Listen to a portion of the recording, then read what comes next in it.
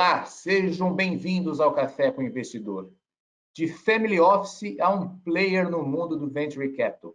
Eu converso com o Thiago Kretzmann, ele é sócio da Cromo Invest. Thiago, muito obrigado por participar do Café com o Investidor. Olá, Ralf, eu que agradeço aí o convite. Sou assíduo espectador e ouvinte do canal e agora é uma honra estar aqui tentando transmitir um pouquinho da nossa história. Muito obrigado pelo convite. Thiago. Muito legal, Thiago. Me conta, então, essa história, como um family office da família Sirotsky se transformou num player de venture capital com a gestora Cromo Invest. Bom, vamos lá. Essa jornada aí, ela remete aí ao ano 2000, quando a Jaimar, que é o family office da família do seu Jaime Sirotsky, foi fundada pelo seu filho, Marcelo. O Marcelo Sirotsky, numa tocada aí, uma agenda de trazer governança para a família e uma espécie de sucessão e também de diversificação dos negócios principais da família, que eram e ainda é hoje o Grupo RBS, que é um grande grupo de mídia aqui no Brasil, no sul do Brasil. Tem TVs, rádios, jornais, chegou a ter, por muito tempo, operar a NetSul também, nos 3 estados do Sul. E nessa agenda de diversificação dos negócios, fundou a Jaimar para cuidar dos interesses do patrimônio do seu pai, da sua mãe na época e dos seus irmãos. De lá para cá, a Jaimar, enfim, teve lá no começo assessoria do John Davis, de Harvard, todos os vamos dizer, passos da estruturação das grandes famílias brasileiras. E no meio desse caminho encontrou meu sócio, Marcelo Ferreira, que veio a ser o executivo que tocou o projeto por muito tempo, junto com o Marcelo Sirotsky. Em 2013, os Marcelos, no caso, criaram esse projeto de profissionalizar um pouco mais o family office, né? Poder trazer executivos ou outros talentos que eles vissem que teriam como agregar na estrutura, profissionalizar, talvez incrementar um pouco a performance e outros interesses, vamos dizer assim. E aí que eu me juntei ao time. Foi quando a gente criou a Cromo, né? Alinhando os sócios e a família numa mesma instituição, criando um modelo aí de gestora, né? Tanto no Brasil como fora. E aí começou uma agenda aí um pouco de, vamos dizer assim, trazer o que a gente chamava de adolescência da Jaimar, que era uma transição do investidor de private banking, né, para o investidor com uma cara um pouco mais institucional. Ainda que a gente saiba bem que os grandes institucionais são outros cheques, outra bitola, né? Mas a gente sempre se espelhou neles aí para criar uma estrutura talvez parecida com o endowment ou com uma visão um pouco mais abrangente de portfólio global, com um mandato mais abrangente e mais duradouro. E aí surgiu a Cromo. E a Cromo, ela surgiu para investir em venture capital ou ela investe numa série de classes de ativos? A Cromo surgiu com um mandato global, né? A gente sempre teve um cacuete aí, eu chamo de ter muito mais patrimônio fora do que dentro do país, por uma razão de diversificação moeda forte. E nessa busca de performance em dólar, sempre teve um viés de buscar alternativos, né? Foi-se o tempo que você buscava uma performance de double digits em bonds e equities, e até mesmo nos hedge funds, que por muito tempo, muitos ups and downs, deixaram um pouquinho a desejar em performance. Então, e eu acho que também, à medida que a gente foi se globalizando, a gente foi se deparando com uma série de oportunidades, principalmente no exterior, que foi permitindo a gente diversificar um pouco mais o portfólio em N coisas diferentes. Então, a gente tem um portfólio muito focado em alternativos, mas quase mais de 70%, eu diria, entre Venture Capital, Private Equity e Global Real Estate. Isso é um número bem forte. E a grande jornada de VC começou principalmente por uma experiência bem sucedida em Private Equity. A gente, nos idos tempos de 2009, 2010, participava na estrutura do Pátria de Club Deals, né, onde sentávamos numa mesa representantes de family offices ou de famílias brasileiras e se colocavam teses, algumas teses paravam de pé, e quando elas paravam de pé, se via quem queria investir. Dentro desse fórum nasceu o investimento na Smart Fit, lá em 2009, 2010. E aí, essa jornada da Smart Fit foi indo até 2015, que foi quando a gente fez um aporte relevante, pelo menos para nós, e se tornou um dos investidores da Smart Fit, que não fosse o fundador, nem o Pátria, nem o GIC, que era o terceiro maior investidor. Ali a gente teve uma experiência de conselho muito boa e outras experiências muito, muito ricas. E começou um pouco a busca da próxima Smart Fit, né? Que será o próximo cavalo que a gente vai montar e poder surfar uma história boa, né? E isso combinou junto com uma hora que o mundo estava se digitalizando, né? Os cases, os unicórnios estavam surgindo, a gente já tinha uma agenda de buscar conhecimento em Vale do Silício, em Israel, próprio Nova York, enfim, Berlim, né? E aí a gente se deparou com algumas oportunidades de VC. Para nossa surpresa, a classe, né, a caixinha VC, ela é muito rica de interação, de educação, enfim. E a gente conseguiu, acho que rapidamente, fazer boas conexões, seja por investir em vários fundos, né, se conectar com eles terem essa disponibilidade de troca de conteúdo enfim, e abrir para co-investimentos e outras coisas que em outras classes de ativos são mais restritos, né? E seja porque também era uma época que ainda se precisava um pouco do capital e a gente tinha algum capital para investir, então tudo foi combinando, né? E aí a gente começou uma agenda paralela entre alguns investimentos em alguns fundos, né? Meio que quando surgiu a oportunidade e a química, principalmente com esses fundos, e alguns investimentos em companhias diretamente, que aí foram, vamos dizer, com um alinhamento maior de astros. A gente não criou um pipeline de investimentos, fez um super funil, analisou 1.000 empresas e investiu em 10.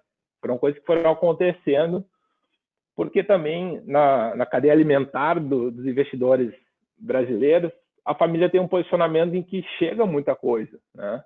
Chega muita coisa ruim também, chega muita coisa que é boa, mas que não faz sentido para nós, mas chega algumas coisas que fazem sentido e que, para nós, que tinham um background de mundo financeiro, de bancos, enfim, de consultorias, eram mais, vamos dizer assim, factíveis de entender. E eu estou falando especificamente de fintechs, que foi onde a gente se atirou primeiro e começou a ter algum conforto de investir em VC.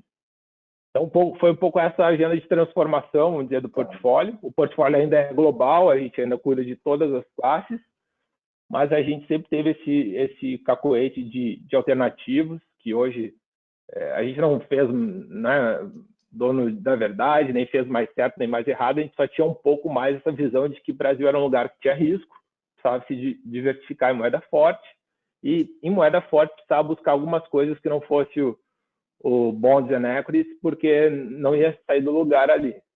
Então, acho que muito cedo a gente começou a botar o pé na estrada, a ir viajar bastante, e conseguiu se conectar de alguma forma e achar bons parceiros nessa jornada. Tá. Tiago, você faz, então, 2 tipos de investimentos em Venture Capital. Um é direto, você investe diretamente nas empresas. O outro é via alguns fundos de VC, e esses fundos, como o Family Office tradicional, quais são que vocês investem? Bom, a gente conseguiu ter parceria em vários fundos locais, seja por investir junto, ou seja hoje porque eles são nossos sócios em algumas empresas, né? Então, a gente tem uma bela relação com a Stella, com o Canary, com o DGF, com o Redpoint. A gente tem a Kazek, a Ribbit. Vocês têm com praticamente todos os principais fundos aqui do Brasil e até da América Latina. A gente tem umas investidas na Alemanha também, tem um fundo bem específico, pequeno lá. Enfim, a gente foi se conectando também à medida que foi surgindo química com esses gestores, né? E investimentos diretos, você tem um fundo específico para fazer esse investimento direto? Esse fundo tem algum valor? E qual é a tese? Geralmente todos esses fundos trabalham com alguma tese. Vocês entram em que tipos de empresas e em que momento da empresa vocês gostam de entrar? Perfeito. A gente tem um veículo nosso, né? A gente faz a maioria desses investimentos por um veículo único, né? A gente conseguiu criar séries diferentes nesse veículo, então alguns investimentos a gente organizou o Club Deals, né? até com uma espécie de teste, se a gente abrir a gestora para terceiros ou não. É uma espécie de confraria, vamos dizer assim, em que a gente tem parceiros legais que a gente trouxe para esses investimentos. Mas, por hora, a gente tem uma estrutura super enxuta ainda. Nós éramos 6 pessoas, né? Faleceu o Celso, nosso sócio, no mês passado, somos 5. Então, assim, a gente também não tem uma estrutura muito rica para atender clientes e preferiu ser um pouco mais, ficar um pouquinho mais quieto no momento e focar mesmo nessas investidas, né? A nossa tese também ela é um pouco ampla, porque, assim, o nosso mandato, a família nos dá muita autonomia e se a gente precisar de redesenhar o mandato, eu chamo eles, a gente conversa e talvez, né, recrie ele. Então, não é como um fundo que eu tenho X anos, tenho que desinvestir ali na frente. Enfim, cada investimento vai passar por diferentes histórias e processos. Talvez a gente queira sair antes, queira sair depois.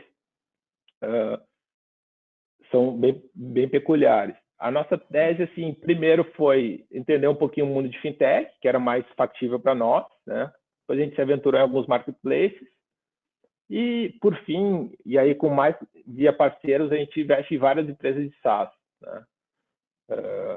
Também temos um investimento aí que tem um pouquinho de inteligência artificial e big data, mas são coisas que a gente foi indo aos poucos, tá? A gente também foi limitando o que a gente não sabia. Eu adoraria investir em biotech, por exemplo, mas a gente não conseguiu ter nenhum edge, nem achar o parceiro super certo para isso, então é uma coisa que a gente ficou mais quietinho, né?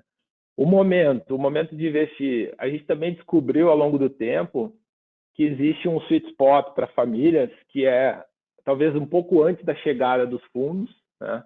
O mercado é super competitivo em deals. Hoje esse sweet spot está super estreito. Eu acho que está cada vez menor, eu diria, mas no passado ele foi um pouquinho mais tranquilo, em que alguns empreendedores, founders, evitavam ainda os fundos de VC, porque eles trazem muitas coisas boas, mas trazem algumas obrigações que esses founders não gostariam de ter logo na largada, né? Então, o nosso cheque, vamos dizer assim, ele era um pouco mais amigável, né? E aí a gente foi se encontrando em alguns investimentos com esse perfil e também uma coisa que os fundos têm muito mais ferramentas que a gente, tem muito mais gente capaz e tal, mas como a gente é concentrado nos investimentos, uma investida nossa tem algum sócio nosso ou mais de um sócio nosso 24/7 disponível a um WhatsApp, telefone todo o tempo. Isso não é clichê, é prática mesmo. Meu dia a dia é ficar aqui falando com todos os founders que eu me envolvo ou em conselho ou diretamente. E eu acho que na largada isso pode fazer a diferença em algumas coisas, né? Como a gente investiu primeiramente em fintechs, nosso background do mercado financeiro ajudou a enfim, trazer abrir algumas portas, trazer algumas soluções que eram necessárias em algum momento, enfim. Então, a gente identificou que esse early stage é onde a gente consegue agregar mais, né? E ao longo do tempo, a gente foi adquirindo um pouco de experiência também de entrar e sabendo um pouco do que os fundos querem ver na frente, também preparar um pouco o cap table, a própria empresa, já olhando para um fundo VI, né? Olha, vamos criar uma cláusula aqui que lá na frente, quando você negociar com o fundo, ele não vai gostar de ver, então já vamos deixar mais tranquilo. Mesmo que eu seja oneroso para mim hoje, mas que lá na frente pode fazer um preço. Então, são coisas que a gente foi aprendendo também a lidar, então a gente tenta ser contributivo, né? Sem ser aquele ativista ou aquele cara que quer mudar tudo.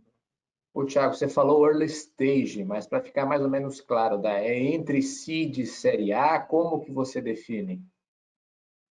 A gente fez a maioria dos investimentos em série A, né? Alguns foram seed plus, ou dependendo aí do start, a empresa já tinha captado um pouco, não quer fazer uma rodada formal de novo, enfim. Teve seed via convertible, que depois virou série A, mas é esse estágio aí, com cheque entre 1 a 3, 4 milhões de dólares, né? A gente já fez alguns Series B, né, dessas empresas que a gente investiu, e agora a gente fez o primeiro Series C, que vai via público aí logo, que é uma empresa que a gente investiu no Series A e está chegando a um valuation aí de 500 milhões de dólares. Então, é uma história boa também. Você disse que, primeiramente, investiu em fintechs. Que fintechs fazem parte do seu portfólio? Bom, a primeira fintech foi a Geru, que é uma plataforma de crédito para pessoas físicas, né? E aí teve uma história de primeiro investir na dívida da empresa, né? Lá em 2015, aí ir lá conhecer mais sobre a loja de uma loja de roupa infantil na Vila Madalena, e a empresa vai crescendo, vai crescendo. O Sandro, que é o founder lá, tinha trabalhado na RBS no passado, então ele era amigo da casa, e tinha esse background check, já estava vencido, vamos dizer assim. E aí começou uma jornada muito rica aí de aprendizado e de viver o que é uma startup de fato. A gente conseguiu convencer o Sandro lá no 2016, final de 2015, começo de 2016, a fazer um combo, onde a gente entrava dando funding para a empresa na parte do recurso que ela precisava para emprestar, e a gente conseguia entrar no equity também. E aí começou a nossa aventura ali na Geru, que é uma aventura bem sucedida e rica de aprendizado. Depois veio a BIS, que é uma plataforma semelhante, só que para pessoa jurídica, para small business, com uma turma do Rio, três empreendedores muito legais, que tinham feito um negócio junto, estavam na segunda jornada aí de empreendedorismo. Investimos também na Adianta, que é uma plataforma de adiantamento de recebíveis. E, por fim, mais notável, foi o investimento no Warren, que é uma plataforma de investimento que hoje, enfim, a grande parte do mercado conhece, e que tem um modelo aí diferente, que não é nem banco, nem de autônomo, para fazer um advisor consciente e transparente para os clientes investirem. Tá. Vocês também têm investimentos internacionais. Que investimentos são esses? Por alguns alinhamentos de astros também, a gente tem 6 investimentos no exterior, né? O maior deles é uma plataforma de logística, que é a LoadSmart, uma empresa de Nova York, fundada por um colombiano, MD da Goldman Sachs. Hoje ela integra logística de navio, porto e caminhões nos Estados Unidos. Começou como uma espécie de Uber do frete, vamos dizer assim. Hoje é um negócio muito mais complexo, que foca em grandes empresas e integra toda a logística delas de forma automática. Hoje consegue se transportar uma carga nos Estados Unidos sem nenhuma interação humana, totalmente digital. Você entra no computador, buca um shipment e, basicamente, a única interação é o caminhoneiro ali. Mas tudo acontece automaticamente. E a gente tem mais um investimento na FitPass, que é um agregador de academias no México, né? Hoje tem México, Colômbia, Peru, e é uma espécie de class pass, vamos dizer assim. A gente tem também investimento na Grover, que é uma empresa que faz subscrição de equipamentos eletrônicos. Então, você, em vez de comprar aquela GoPro que você vai usar na viagem, nunca mais vai usar por $400, você loca ela por $50 por um mês, usa, devolve, né? E é uma empresa que também já levantou mais de 300 milhões de euros de capital, a empresa está muito bem de Berlim. E temos também uma plataforma de trading de metais preciosos, que chama Metals Hub. Ela basicamente transaciona metais que não são os que são listados e transacionados em bolsa, né? Então, sei lá, cromo, molibdênio, coisa desse tipo. Está crescendo muito, também fica na Alemanha. E temos mais 2 investimentos menores, mas são 6 investimentos no exterior hoje em dia. Como vocês fazem para ter acesso a esses investimentos internacionais? Você citou aqui a participação em diversos fundos que vocês têm relacionamento. Mas como vocês chegam até essas empresas lá fora, ou essas empresas chegam até vocês? Perfeito. Diferentemente do mercado local, no mercado internacional, a conexão com bons fundos ela é bem difícil. Por maior que seja o cliente, a gente não tem um real acesso aos grandes players de VC americanos, né? E é muito difícil você conquistar isso. Isso é um edge que pouquíssima gente tem. Você basicamente não é convidado para as festas que eles dão, né? Diferente do Brasil, que você se conecta facilmente. Então, esse é um ponto. Mas, por outro lado, o número de oportunidades de startups, de investimentos possíveis é muito mais amplo, né? E, de novo, alinhamento de astros, ou gente que foi oferecido, fez um certo due diligence do investimento, mas não pôde investir, ou gente que estava investindo e chamou para a gente co-investir, a gente chegou nesses investimentos. Então, a Grover que eu citei é um co-investimento com um fundo alemão que a gente investe. O FitNet foi pessoal que foi referido pela Smartfish do México e apresentado para a gente.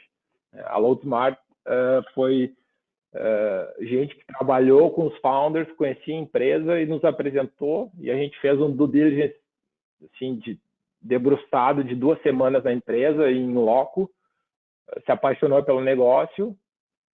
Os caras estavam evitando os fundos, estavam num tamanho de quase 100 milhões de dólares já de valuation, mas estavam evitando os fundos, porque sabia que os fundos americanos são mais vorazes, né? E achamos aquele sweet spot para ir junto, né? Estamos lá no board da empresa até hoje, e é uma baita história de sucesso. Então, assim, são coisas que você não tem como definir muito, não é pela quantidade, né? São coisas que são pela qualidade e uniqueness do caso até, mas são partes da nossa conexão, e quanto mais a gente mostra que a gente tem esse perfil, também mais essas oportunidades vêm até nós, né? Então, apesar de ser super low profile, dentro do que a gente, dos nossos parceiros, que a gente investe, criou relacionamento, as pessoas têm um pouco da noção do nosso perfil e nosso gosto aí por VC, alternativos, etc. E, enfim, é um pouco rede, né? Rede é o segredo. Tiago, e os empreendedores? Que características de empreendedores vocês buscam, velho? E é fundamental conhecer o empreendedor, ter o track record do empreendedor na hora de investir? Olha, eu diria que sim, né? Mas há exceções. Invariavelmente, você vai estar sempre fazendo um processo de recursos humanos, vamos dizer assim, de contratação, né? Você conhecer o empreendedor e ter a química com ele, e tentar identificar o edge dele, é parte vital nessa jornada. Tendo dito isso, tiveram empreendedores que a gente não conhecia de antemão, como o próprio caso da LoadSmart. Mas também você tem uma série de referências e a qualidade das referências que fazem você ficar mais à vontade, você vai conhecendo, se envolvendo e te dão mais confiança. Eu sei que os fundos têm um mandato geralmente um pouco mais rígido nisso, e devem ter, né? Porque basicamente 90% ou mais do dinheiro são de terceiros, mas a gente tem um pouquinho mais de flexibilidade com isso. Tendo dito isso, de novo, a gente, nos processos que a gente não foi tão bem, geralmente a gente errou um pouco em identificar as pessoas, identificar o perfil das pessoas com as quais a gente estava investindo. Então tem muita lição aí também, né? Mas, e o que a gente procura neles, eu acho que acho que o mercado está se sofisticando aos poucos. Hoje você tem uma segunda onda aí, uma onda de segundos, empreendedores de segunda vez, vamos dizer assim, que tem muita qualidade, né? A gente tenta sempre buscar aquele brilho no olho, né? Visão também, empreendedores que têm, enfim, um background mais diverso, com uma coisa mais ampla, né? E às vezes não fixar tanto no produto ou no serviço que a gente está conversando, um pouco mais no perfil. E para isso a gente gosta de fazer essa análise todos sócios juntos e entender um pouquinho, ver as vaidades dos founders, coisas assim, que acho que no lado soft você pega mais coisas do que no lado formal, vamos dizer assim, né? Sempre foi assim com o nosso investimento em gestores de equities, de hedge funds, e a gente tentou, vamos dizer, aprimorar, se posso dizer assim, na parte de venture capital, né? Tá. Thiago, mas só um detalhe, pode completar. Por mais que você faça um due diligence e conheça, depois que você virar sócio, que nem meu sócio brinca, que nem entrar no trem fantasma. A gente sabe ali que tem os monstros, mas depois que entra que você vê os monstros, né? Aí as pessoas se revelam, a gente se revela. Então é uma jornada complexa. Não adianta você tentar também antever todos os fatores, que não vai dar, né? Então claro. é um pouco isso. O aprendizado é contínuo também, e a gente também vai mudando ao longo do tempo. Agora eu vou ter que perguntar, vocês têm se assustado muito nessa viagem com o trem fantasma ou tem sido uma viagem tranquila aí, pra vocês não terem levado tantos sustos? Não, a viagem tem sido boa, vamos dizer assim. Acho que não teve nenhum empreendedor que a gente se desentendeu, enfim. Mas a vida de todos vai andando e vai mudando. Daqui a pouco o cara casa, ou separa, ou muda o interesse. A gente teve empresa que tinha 3 founders, tem 2 hoje que tocam, e tudo certo com o cara que saiu, entendeu? Enfim, às vezes você tem empreendedores que são um pouco mais centralizadores, eles vão tendo que mudar ao longo do tempo, você vai também dando umas porradinhas e o cara vai amolecendo. E se você perguntar para ele, o cara fala, pô, ainda bem que tomei aquelas porradas suas, porque hoje eu sou um cara melhor e mais mole, né? Então, e consigo ver melhor a coisa e gerenciar melhor.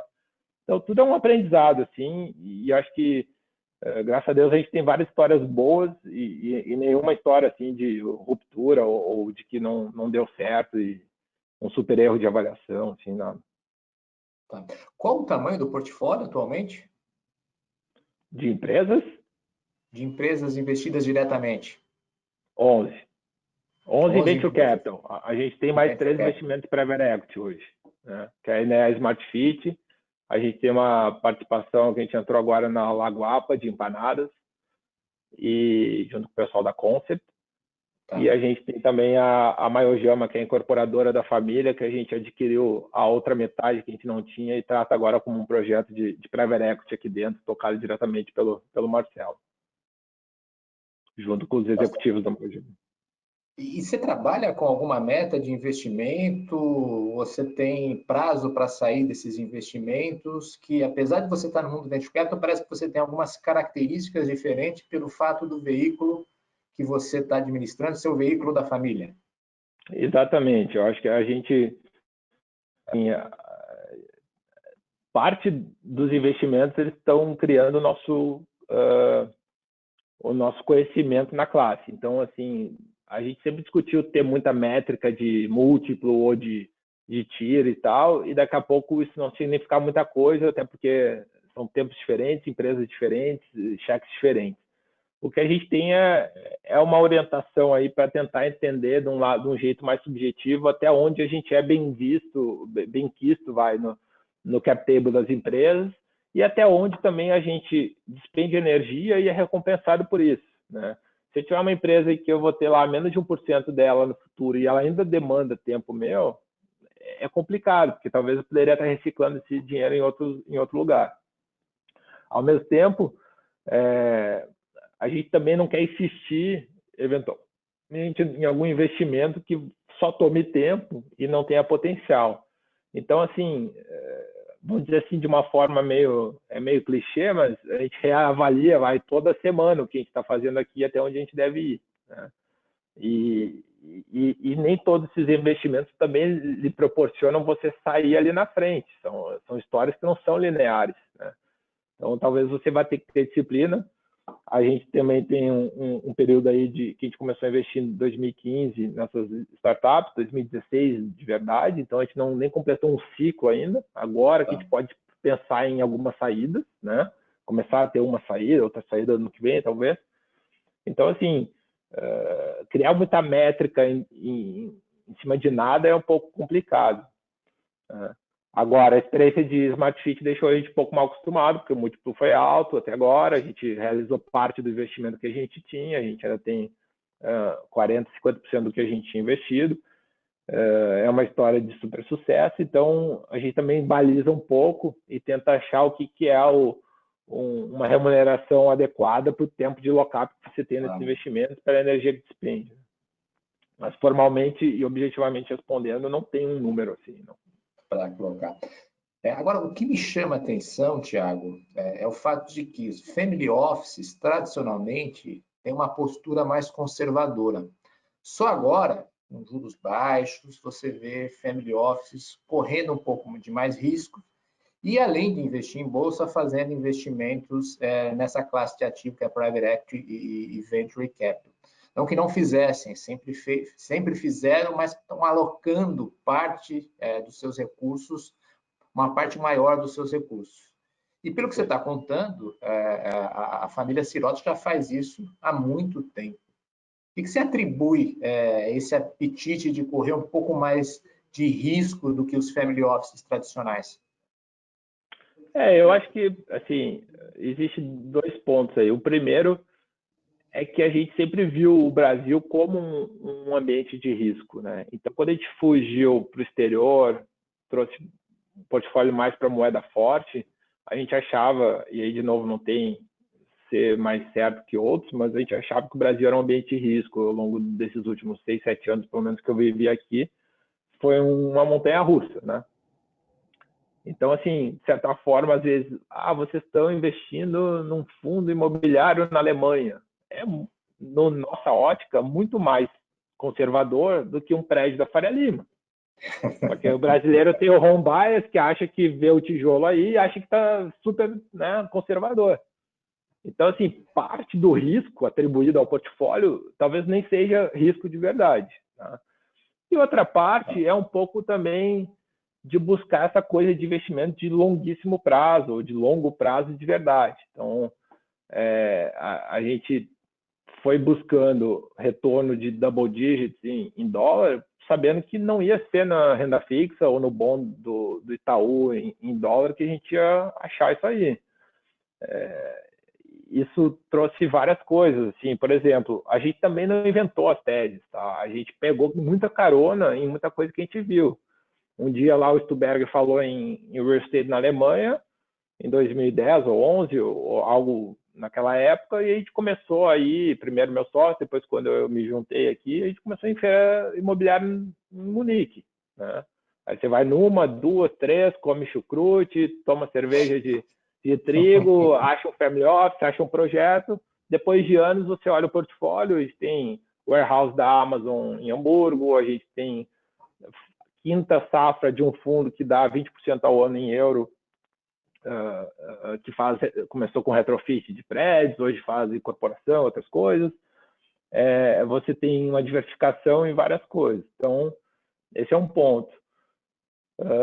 Outro ponto é que, assim, o portfólio foi crescendo e dando certo. Então, você é vítima do próprio resultado. Às vezes, dizer que eu tenho 70% de alternativos é porque tem coisas que deram múltiplo de 4, 5, 6 no portfólio e ficaram grandes. Eu não consigo rebalancear aquilo todo dia. Não é que nem ação que eu vendo um pouquinho, dou uma diminuída, realoco caixa, né?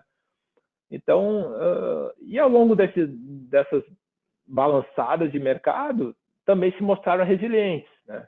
Então, talvez a gente tenha assim um desbalanço um pouco no momento, talvez a gente esteja no ápice desse risco, né? Mas também é fruto de coisas que deram certo, né? Então, eu explicaria assim. E também acho que também um pouquinho de estar um pouquinho mais aberto a correr esses riscos, sim, de fato, e bancar um pouco esses riscos desde sempre. Que não é, como eu disse, muito comum. E está se aumentando esse apetite para risco hoje.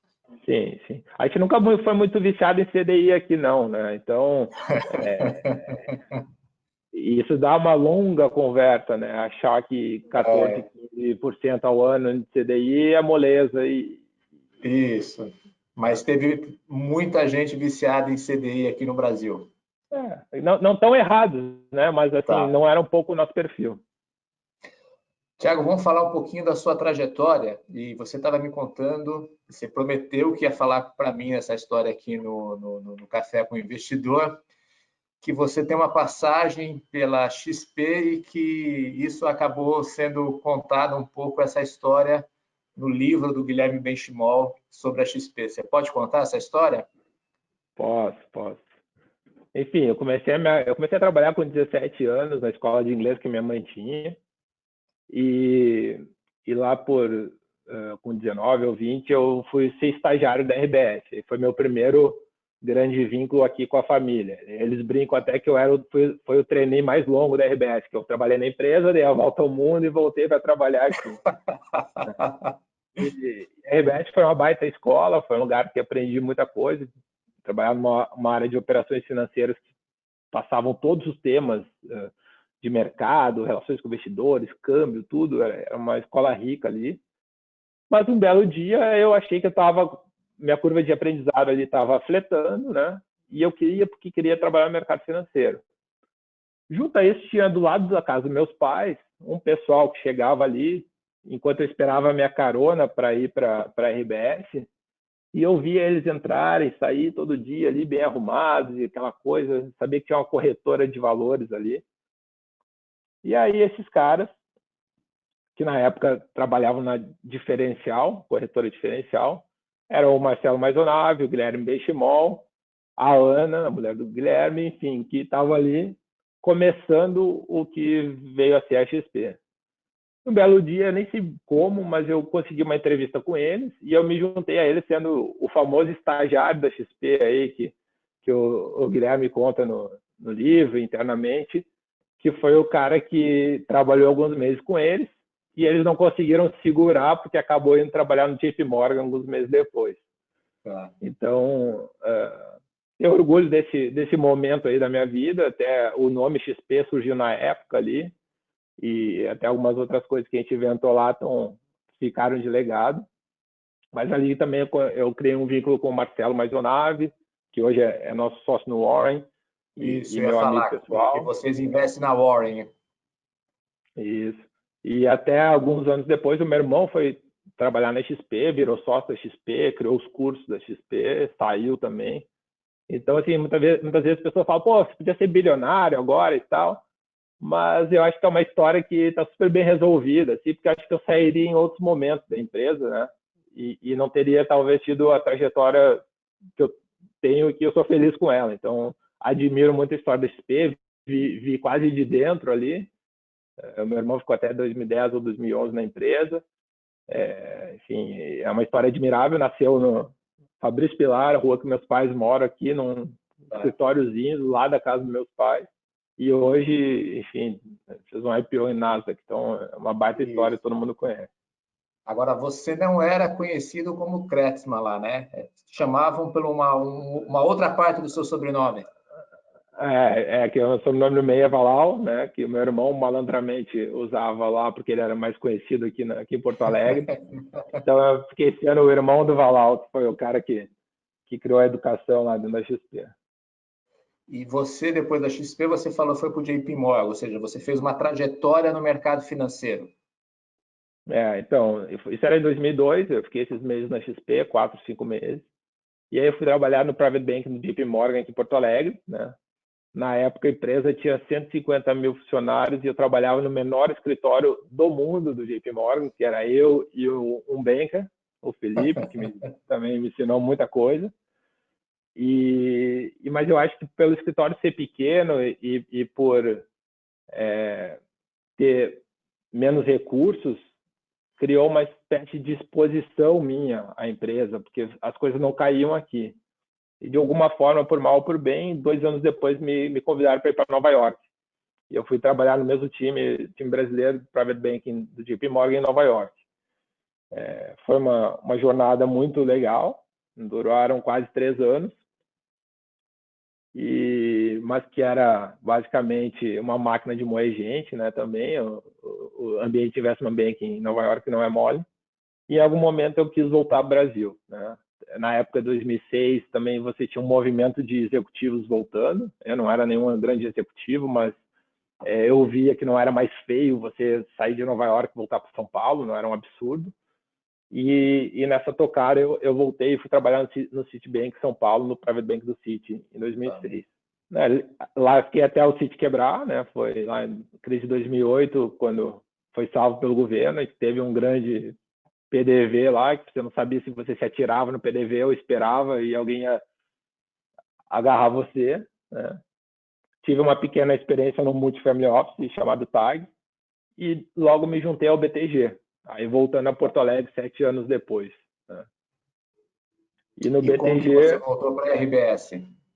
então, no BTG eu trabalhei por mais 3 anos, sempre estive próximo da família nesses bancos, nos bancos que eu trabalhei, ou atendendo a família diretamente, ou prospectando, enfim. E aí começou um namoro com o Marcelo Ferreira, que era o responsável pela Geimar, e ele começou a botar esse projeto na mesa, né? Eu, de alguma forma, estava incomodado, para dizer assim, com o ambiente dos bancos. Eu me sentia um algodão entre os cristais dos clientes e do banco, né? Apesar de eu achar o BTG uma baita instituição e ter sido talvez o lugar mais legal que eu trabalhei, né? Mas eu não conseguia mais dormir todo dia tranquilo, tendo o algodão entre os cristais ali. Era uma coisa que me... hoje se fala muito em propósito e buscar, enfim, propósito. Acho que era isso que eu estava querendo, uma coisa que me realizasse, né? E quando eu vi o projeto do Ferreira, que culminou em ser a Cromo, eu me agarrei, mergulhei com tudo e foi muito legal. Então, foi a minha transição, isso foi em 2013 e desde então, praticamente não trabalhei mais. A vida ficou uma coisa só. 100% do tempo tocar um negócio que é nosso, feito a várias mãos, mas que dá muito prazer. Então vamos lá. Tiago, estamos chegando ao final e no final eu faço uma sessão de perguntas e respostas. Vamos lá? Tá bem. Vamos lá. Quem te inspira? Olha, quem me inspira, eu sempre tive muita inspiração dentro de casa. Meu pai sempre foi um cara que me inspirou bastante, passou muita dificuldade na vida, né? Acho que eu peguei dele a veia de trabalhar, de ir atrás, e acabei fazendo administração, que nem ele, acabei estudando na mesma universidade, enfim, sempre foi uma inspiração muito forte, valores, trabalho, enfim, acho que acabou sendo bem influente.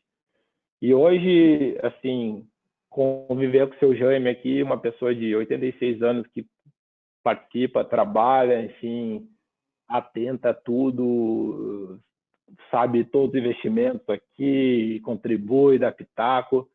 Ele é um cara que me inspira bastante, um cara que construiu muita coisa e que hoje também divide muita coisa, devolve à sociedade muita coisa. Isso é uma fonte permanente de inspiração, um privilégio meu poder conviver com ele.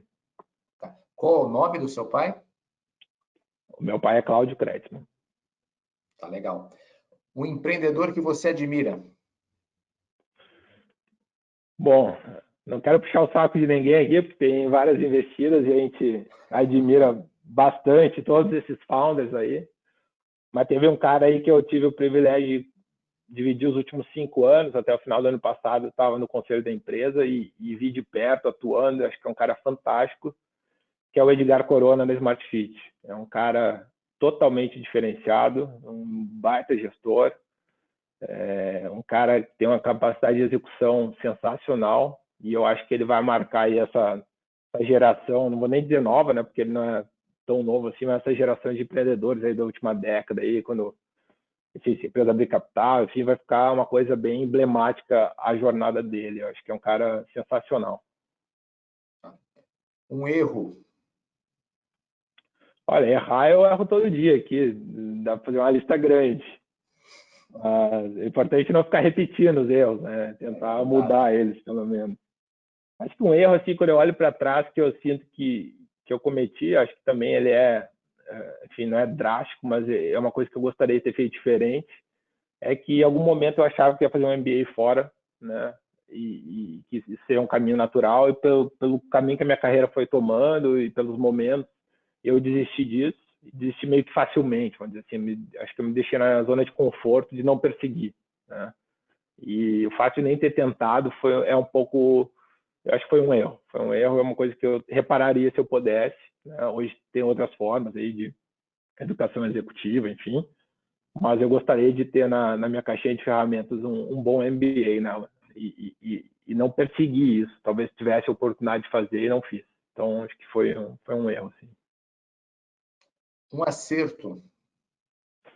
Olha, o grande acerto aí, pensando em carreira, foi essa mudança realmente de buscar realização, né? Buscar propósito ou o que seja, em sair de um lado do balcão e vir abraçar esse projeto que se tornou a Cromo, que acho que combina várias coisas que alguém precisa, o que eu consigo fazer mais ou menos bem, consigo ser remunerado e que me dá uma satisfação, né? Quando você junta tudo isso aí, você tem a realização profissional, que é um estado de espírito sensacional, né? que eu, assim, se humildemente puder dar algum conselho, se persiga isso, né?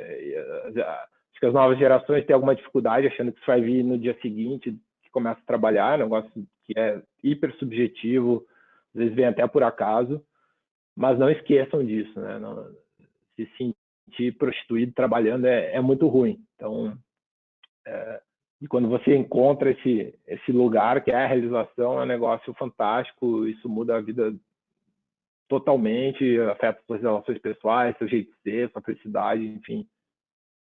Deve ser algo a ser perseguido com força. Um livro? Olha, tem muitos livros que eu gosto muito do... O livro tem momentos também, né? Dependendo de quando você lê, eles impactam sua vida de uma forma, né? Eu gostei muito de todos os livros do Nassim Taleb que eu li, né? Tem um que eu destaco, que até não é o mais famoso, que é o Iludido pelo Acaso. Eu gosto muito. Mas nos últimos anos, um livro que, assim, eu adoro dar livros, né? Eu compro direto livros e dou para as pessoas. Um livro que eu dei muito, que eu gostei muito também, e recomendo muito, é o Principles do Ray Dalio. Acho que é um livro sensacional, né? Então, tem um outro livro, já que o papo é VC, que eu acho que também foi o primeiro livro que eu li do tema, que é o De 0 a 1, do Peter Thiel. Acho que é um livro básico, mas é muito bom também, que marcou. E por fim, Thiago, um hobby? Um hobby. Olha, eu adoro esportes, eu fico trocando os esportes toda hora. Mas o hobby que eu sou mais, acho que conhecido e que as pessoas também se aproveitam um pouco de mim é na cozinha, né? Adoro cozinhar, sou metido a cozinheiro aí. E tenho prazer e gosto de pesquisar, ir atrás, gosto de fazer e principalmente comer, né? Então, é uma coisa Você que eu tem alguma adoro, é a cozinha. especialidade aí na cozinha? Oi? Qual a sua especialidade na cozinha? Olha, me aventuro por bastante coisa, às vezes até gastronomia molecular, coisa assim, mas hoje em dia o que eu mais faço é a cozinha Nikkei, aí, um pouco japonesa, um pouco peruana. E também, como bom gaúcho, um bom churrasco, né? Que tem uma reputação forte aqui, o meu churrasco. Aliás, está convidado quando vier aqui para Porto Alegre, vai provar o churrasco.